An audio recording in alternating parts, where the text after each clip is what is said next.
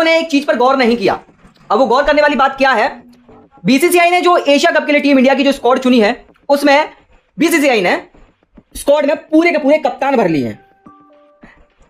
शायद तुम लोगों ने ये गौर नहीं किया होगा, गौर करके देखना, और आगे मैं तुम लोगों को सब कुछ क्लियर करके दिखा दूंगा, तो तब आप लोगों को पता चल ही जाएगा।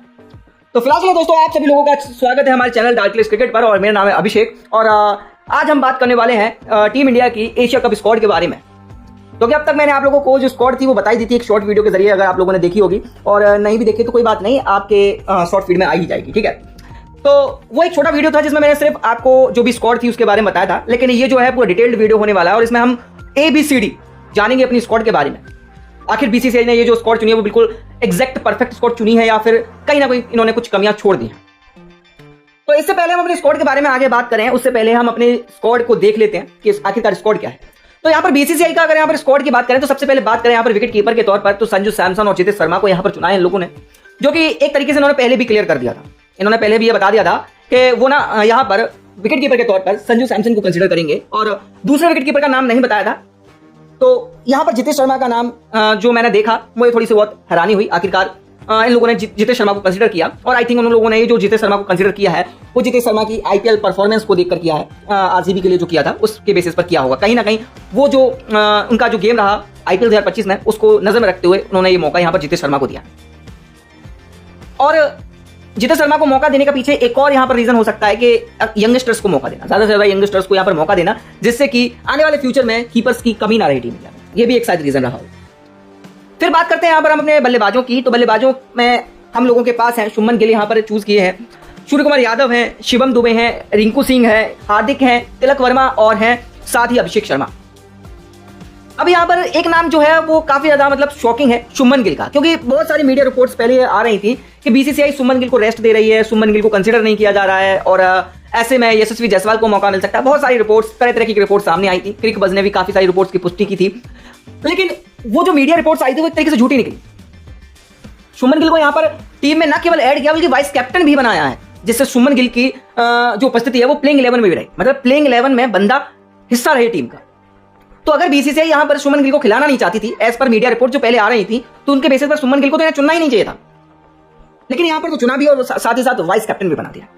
और एक और बात, यहाँ पर वाइस कैप्टन बनाने के बाद बीसीसीआई ने यह क्लियर कर दिया है कि आने वाले समय में बीसीसीआई शुभमन गिल को तीनों फॉर्मेट का कप्तान बनाने वाली।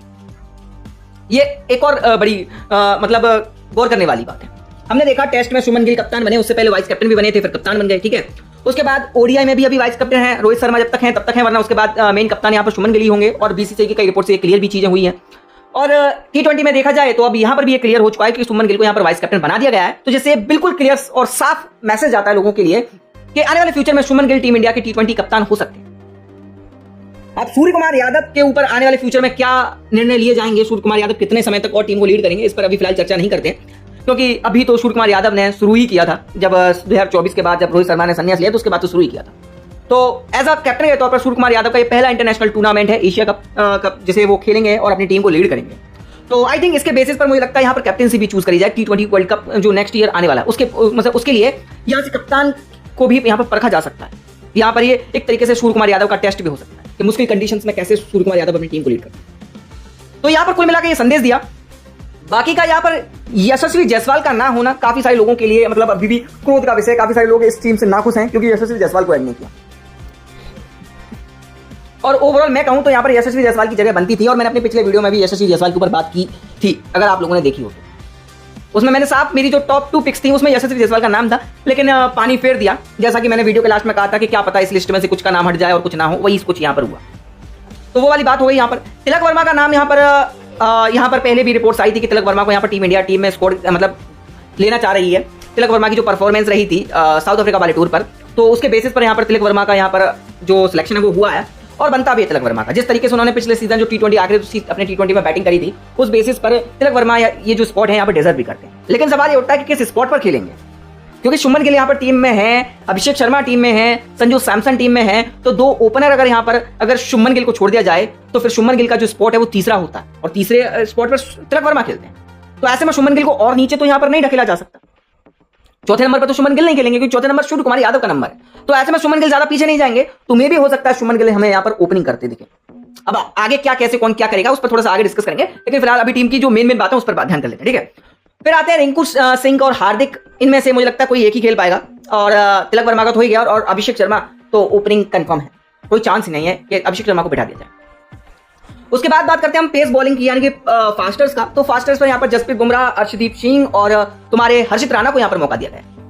यहाँ पर मोहम्मद सिराज को मौका क्यों नहीं दिया गया, इस पर मैं सवाल जरूर करना चाहूंगा, लेकिन हर्षित राणा को यहाँ पर मौका देना ये थोड़ा सा और भी इंटरेस्टिंग है, जब आपके पास एक और पेस तगड़ा बॉलर था, तगड़ा पेस बॉलर था।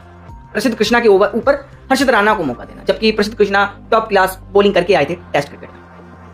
हालांकि फॉर्मेट में जमीन आसमान का अंतर है, ये मुझे भी मालूम है, लेकिन प्रसिद्ध कृष्णा ने आईपीएल में भी दबाकर परफॉर्मेंस की, विकेटें भी ली थी, और I think purple cap holder भी यहाँ पर प्रसिद्ध कृष्णा रहे थे।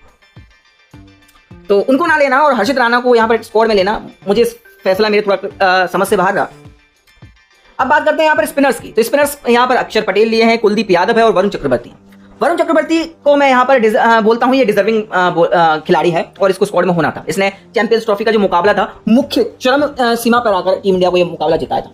तो वरुण चक्रवर्ती स्पॉट डिजर्व करते थे, और क्रूशियल स्टेजेस में जहां पर टीम इंडिया को विकेट नहीं मिलती है, जहां पर मैच फंसता, वहां पर वरुण चक्रवर्ती आकर टीम इंडिया को मैच जिताए थे और जिताने की काबिलियत भी रखते हैं। तो उस स्पेस से देखा जाए तो यहाँ पर वरुण चक्रवर्ती को ऐड करना एक सही फैसला है। कुलदीप यादव और अक्षर पटेल की बात करें तो इन दोनों में से आई थिंक जब चक्रवर्ती खेलेंगे तो कोई एक ही स्पिनर यहाँ पर टीम में हमें खेलता हुआ नजर आएगा, ठीक है। तो ये थी कुल मिलाकर जो प्रॉपर प्लेइंग मतलब जो 15 की टीम थी, वो यहाँ पर बीसीसीआई ने रिवील की थी।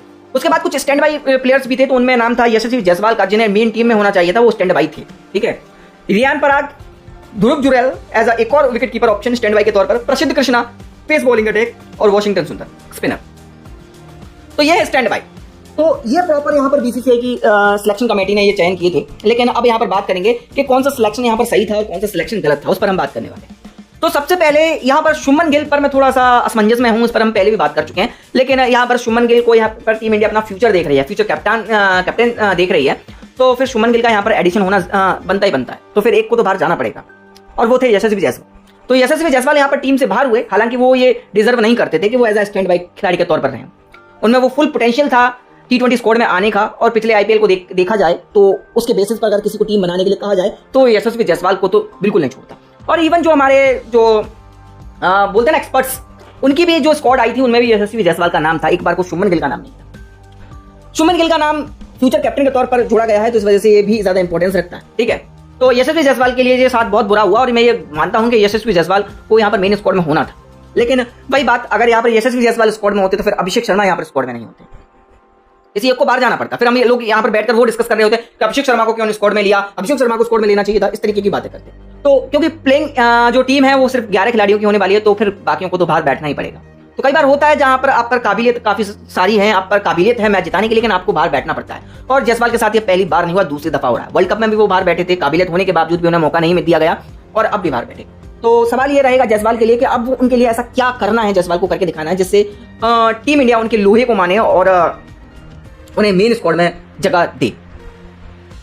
तो जायसवाल का ये समस्या रहेगी। अब यहाँ पर बात करें, यहाँ पर हर्षित राणा के ऊपर प्रसिद्ध कृष्णा को ना चुनना, ये थोड़ा सा मुझे ऑड लगा थोड़ा सा, क्योंकि प्रसिद्ध कृष्णा पिछले सीजन के पर्पल कैप होल्डर थे। मैं टेस्ट क्रिकेट की बात नहीं कर रहा हूँ, ठीक है। टेस्ट क्रिकेट मुझे मालूम है फॉर्मेट अलग हो जाता है, तो यहाँ पर बॉलिंग बदल जाती है, लेकिन प्रसिद्ध कृष्णा पिछले सीजन के पर्पल कैप होल्डर थे, और पर्पल कैप होल्डर को ना लेना उसी फॉर्मेट में, सेम फॉर्मेट में, ये थोड़ा सा यहाँ पर मुझे थोड़ा सा मतलब अटपटा सा लगा। हालांकि यहाँ पर सिलेक्टर्स ने कुछ ना कुछ सोचा होगा जरूर, जब यहाँ पर प्रसिद्ध कृष्णा को स्टैंड बाई के तौर पर रखा है, कोई ना कोई सोच रही होगी। शायद जसप्रीत बुमराह के ऊपर रखा हो, क्योंकि क्या पता जसप्रीत बुमराह यहाँ पर भाई चोट होती रहती है, और चोट तो कभी भी लग सकती है, अनएक्सपेक्टेड होती है, किसी की कोई चोट बता के नहीं आती कि भाई तुमको चोट लगेगी। तो शायद मुझे लग रहा है यहाँ पर स्टैंड बाई के तौर पर यहाँ पर प्रसिद्ध कृष्णा को इसलिए भी रखा है कि अगर जस्सी पाजी के साथ कुछ भी अगर कोई घटना होती है, ना वैसे भगवान ना करे भाई ऐसी कोई घटना हो, अगर हो जाती है या फिर मैच से बाहर निकलते हैं, तो मेरे हिसाब से शायद जो प्रसिद्ध कृष्णा है वो इनको आकर रिप्लेस कर सकते हैं, ये भी एक रीजन रह सकता है। बाकी का यहाँ पर हम बात कर रहे थे, मोहम्मद सिराज को स्क्वाड में नहीं लिया गया, इतना मैजिकल बॉलिंग स्पेल करके आए थे टेस्ट क्रिकेट में, तो यहाँ पर बाकी खिलाड़ियों को यहाँ पर थोड़ा सा रेस्ट दिया गया है, बाकी खिलाड़ियों को रेस्ट दिया गया है। और हमने यहाँ पर एक चीज नोटिस की है कि जो पूरी टीम है वो पूरी तरीके से यंगस्टर टीम है, पूरी यंग टीम को चुना यहाँ पर गया है। रिंकू सिंह को मौका दिया गया, प्लेइंग 11 में मिलेगा नहीं मिलेगा वो थोड़ा सा अलग सोचना रहेगा, क्योंकि वहां पर मौका मिलना ना बहुत ज्यादा टिपिकल हो जाता है आपके लिए, किस खिलाड़ी को चुनना है और किसको नहीं। अब संजू सैमसन की बात कर ले तो संजू सैमसन अगर यहाँ पर टीम स्क्वाड में रहते हैं और शुभमन गिल यहाँ पर खेल रहे हैं, तो शुभमन गिल नीचे नहीं जा सकते, तो एक ही खिलाड़ी है जो नीचे जा सकता है, वो संजू सैमसन। उन्हीं को यहाँ पर आई थिंक मेरे हिसाब से नंबर 5 पर खिलाया जा सकता है, और नंबर 6 पर हार्दिक पांड्या आएंगे, तो रिंकू सिंह का तो वैसे ही यहाँ पर काम निपट जाता है। बहुत ही कम चांस मिलेगा अगर इस तरीके से होता है तो। बाकी का ओपनिंग पेयर क्या रहने वाला है, ओपनिंग पेयर के दो ही ऑप्शन है, या तो अभिषेक शुभमन गिल रहेंगे और कोई ऑप्शन भी नहीं बनता यार, या फिर तिलक वर्मा को बाहर बैठना पड़ेगा, ये भी हो सकता है। अगर आप लोग तिलक वर्मा को बाहर बैठते हुए देखना चाहते हैं तो फिर संजू और अभिषेक शर्मा का जो कॉम्बिनेशन है ओपनिंग वाला वो बन सकता है। तीसरे पर शुभमन गिल आएंगे, देन चौथे पर सूर्य कुमार यादव, पांचवें पर आपके हो गए मे बी शायद पांचवें पर तिलक वर्मा को ले आए तो पांचवें पर तिलक वर्मा और छठवें पर हार्दिक पांड्या और सातवें पर अगर रिंकू सिंह को ले आया जाता है, रिंकू सिंह नहीं जाएंगे, सातवें पर अक्षर पटेल जाएंगे, 7 अक्षर पटेल, 8 आपके वरुण चक्रवर्ती और 9 पर आपके हो गए जसप्रीत पाजी और 10 पर हर्षित राणा ले सकते हैं, या फिर आप अर्शदीप सिंह को लेंगे। 2 पेसर तो एटलीस्ट आप लेके ही जाओगे और 3 पेसर तो आप लेके जाओगे, तो यहाँ पर इन तीनों में से चीजों को चूज कर सकते हैं। तो ये यहाँ पर कुछ प्लेइंग 11 रहने वाली है इस तरीके से देखा जाए तो। यहाँ पर गलती यहाँ पर जो अब तक जनता क्रोधित हो रही है वो इसी पर हो रही है कि यशस्वी जायसवाल को मौका नहीं दिया गया, प्रसिद्ध कृष्णा को मौका नहीं दिया गया। तो देखो बात ये है कि ये जो स्क्वाड है उसमें 15 की स्क्वाड है और खेलेंगे सिर्फ 11 ही। तो अगर आप उस स्क्वाड में अगर किसी को रखेंगे और किसी को बाहर निकालना चाहते हैं तो उस खिलाड़ी को बाहर बैठना पड़ेगा और फिर इसको अंदर लाएंगे। तो हो सकता है कि कई खिलाड़ियों कई लोगों को पसंद ये हो, कई बार तो हम फैंस लोग ऐसे होते हैं कि हम 2 खिलाड़ियों को चूज करके बैठते हैं कि भाई ये भी होना चाहिए ये भी होना चाहिए, लेकिन ऐसा नहीं होता। किसी के स्पॉट पर कोई ना कोई खिलाड़ी आना होता है क्योंकि सबको मौका नहीं मिल सकता। और मे भी शायद ऐसा हो यहाँ पर कि सारे खिलाड़ियों को मौका दिया जाए, कुछ को यहाँ पर आधे टूर्नामेंट में मौका दिया जाए और आधा टूर्नामेंट के साथ बैठा दिया जाए, ऐसा कुछ भी यहाँ पर हमें देखने को मिल सकता है। तो प्रॉपर यहाँ पर जो स्क्वाड बनाई है बीसीसीआई ने कुछ ना कुछ सोच के जरूर बनाई होगी, एक प्रॉपर माइंडसेट के साथ बनाई होगी और विनिंग स्ट्रेटजी के साथ बनाई होगी। अब बस हम लोगों का काम ये है कि बस प्रेयर करनी है हम लोगों को कि टीम इंडिया एशिया कप जीते और देश का नाम भी रोशन करे। और हाँ, एक बात तो आप लोगों को मैं बताना भूल ही गया, जैसा कि मैंने शुरुआत में बताया था कि इस स्क्वाड में बीसीसीआई ने ज्यादा से ज्यादा कप्तानों को चुना है। ये जो स्क्वाड है वो कप्तानों वाली स्क्वाड है, तो यहाँ पर एक्सपीरियंस की कमी तो बिल्कुल नहीं होगी। वो कैसे मैं आप लोगों को क्लियर बताता हूँ कौन कौन कप्तान है। संजू सैमसन राजस्थान रॉयल्स के कप्तान, शुभमन गिल गुजरात टाइटंस के कप्तान, अक्षर पटेल दिल्ली कैपिटल्स के कप्तान, और उसके बाद बात करते हैं यहाँ पर एक और रह गया कोई, शायद आई थिंक कौन रह गया, हार्दिक पांड्या मुंबई इंडियंस के कप्तान। तो कुल मिलाकर यहाँ पर इन लोगों ने कप्तान को ज्यादा भर लिया है, तो मतलब कप्तानी की यहाँ पर कोई कमी नहीं होने वाली है। सूर्य कुमार यादव को भरपूर सपोर्ट मिलने वाला है, कप्तानी की कोई कमी नहीं होने वाली है यहाँ पर। सो बाकी का फिलहाल दोस्तों आप लोगों का क्या राय है इस स्क्वाड पर, आप लोगों को ये स्क्वाड कितनी अच्छी लगी, कितनी लोगों को ये स्क्वाड बेकार लगी, और अगर आपको रेटिंग देनी हो तो आप इस स्क्वाड को कितना रेटिंग देंगे, और हाँ आपकी प्लेइंग 11 इस स्क्वाड में से क्या होने वाली है वो आप लोग जरूर बताइएगा। मतलब आप ऐसा अगर आपको कैप्टन बना दिया जाए तो आप किस प्लेइंग 11 को चुनेंगे वो जरूर यहाँ पर बता के जरूर जाना। देखते हैं कौन यहाँ पर बेस्ट प्लेइंग 11 चुनता है। सो तब तक के लिए दोस्तों आप सब लोगों ने हमारी इस रिपोर्ट को देखा, बहुत बहुत शुक्रिया। और ऐसे ही हम हमारी वीडियोस देखते रहने के लिए अभी तक आपने चैनल को सब्सक्राइब नहीं किया तो चैनल को सब्सक्राइब कीजिए, वीडियो को लाइक कीजिए। इस वीडियो का जो लाइक एम है वो है 20 लाइक्स, बहुत छोटा सा एम है, तो यार तुम कंप्लीट कर ही दोगे, बहुत छोटा लाइक एम रखा है। तब तक के लिए दोस्तों मैं मिलता हूँ आपसे एक और नई वीडियो में। राधे राधे।